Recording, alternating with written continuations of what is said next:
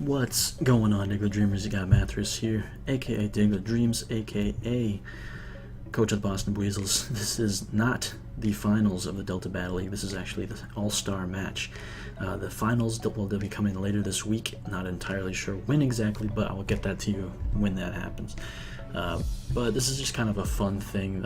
Jcreams and Aeriodon, who are both runner-ups for the Sun and Moon conferences respectively, are putting together the MVPs of either conference and trying to do their best to win for their conference, I guess. All of Jcreams Pokemon are from the Sun Conference, and all of Aeriodon's Pokemon are from the Moon Conference.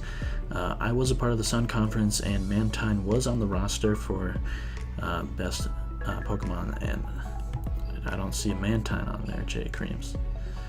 That's kind of we can't all be perfect. Anyway, so the actual team that Jcreams decided to bring was Greninja, Skarmory, Scizor, Metagross, Arcanine, and Raikou. I'm not sure if it's Mega Scizor or Metagross, but we'll find out. Aeriodon for the Moon Conference decided to bring Venusaur, which I believe is the Mega because that thing was a monster throughout the whole season.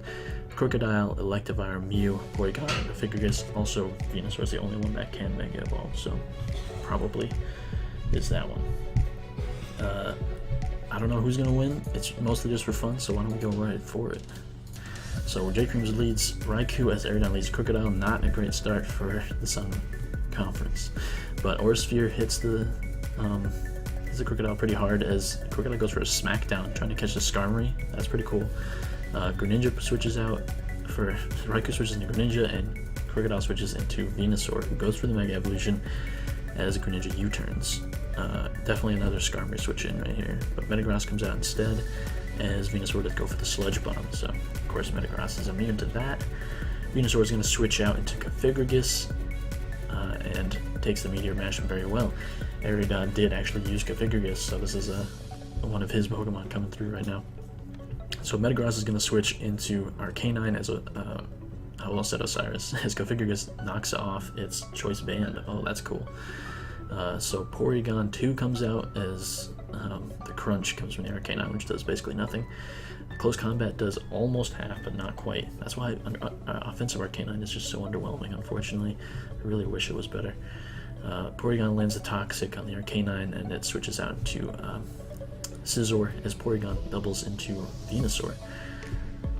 So Scizor switches back into Arcanine as the Hidden Power Fire does come out, and it reveals the Flash Fire. That's pretty coul. Will Thick Fat let Venusaur win? And we're not going to find out as Figurgus comes back out. And there's the Flare Blitz. That's doing a lot of damage. Flash Fire's gone though, thanks to Mummy. And there's a Rocky Helmet and Recoils and Toxic, so really Arcanine's taking a lot of damage as well. But down goes the Figurgus to a Crunch, and I think with Rocky Helmet and Toxic, down goes the Arcanine as well. So double down for both Pokemon, both sides right now. And we're back to the Raikou, Crocodile, and actually Aurisphere takes out this time. The first Aurisphere did enough damage. And now comes the Porygon. I doubt Aurisphere is going to do enough there. But yeah, there goes the Recover for Porygon as the Scizor comes out. Now Venusaur comes out as it does Mega Evolve into Mega Scizor, and then goes for the Knockoff, which of course doesn't do much to Mega Venusaur. In comes the Raikou on the another Hidden Power, which does a nice 25%. Mew comes in on the Volt Switch. Not sure what type of Raikou this could be. It could be Assault Vest, it could be Choiced. But Volt switches into Greninja as the leftovers are revealed on the Mew. So Mew goes into Porygon. Definitely not want to take a Dark Pulse as Porygon eats up the Dark Pulse. And this is not Protean. I don't think we allowed that. Yeah. So All Out Pummeling, the Z Fighting type move comes out from Greninja, which does only 42% to Porygon, as Porygon hits him with a Charge Beam, and then goes for the Recover, living a Dark Pulse. Greninja U-turns out into Scizor, and Porygon gets for another Recover off. So Porygon is at +1 attack and special attack, and Scizor goes for the Bug Bite, and here comes the Tri-Attack, not doing much at all, no hacks either. knockoff finally gets rid of the Porygon's Eviolite as it goes for another Charge Beam and does not get the boost, and Bug Bite is going to be able to finish him off without the Eviolite. So half of the Moon Conference's team is gone, as in comes a Venusaur. It takes a lot from that Bullet Punch, but the Hidden Power Fire, yeah, definitely going to take out Scizor. And now Greninja's back inside. Extra Sensory is going to be able to take out the Venusaur. Very good. I was fearing like an Ice Beam. I don't know if an Ice Beam would have been able to do it. Ooh, a Dark Pulse finishes off the Mew. Oh crap. And now it's down to just Electivire. Wild Charge finishes off the Greninja. But does it have enough to finish the rest of the team? I don't know if it can KO.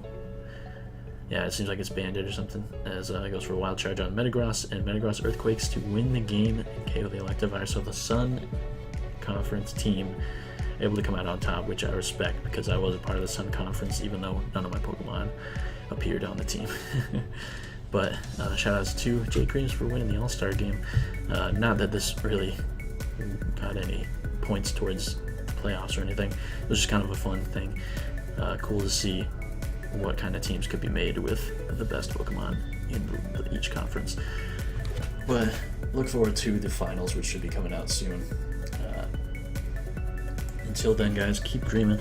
See you next time, and peace out.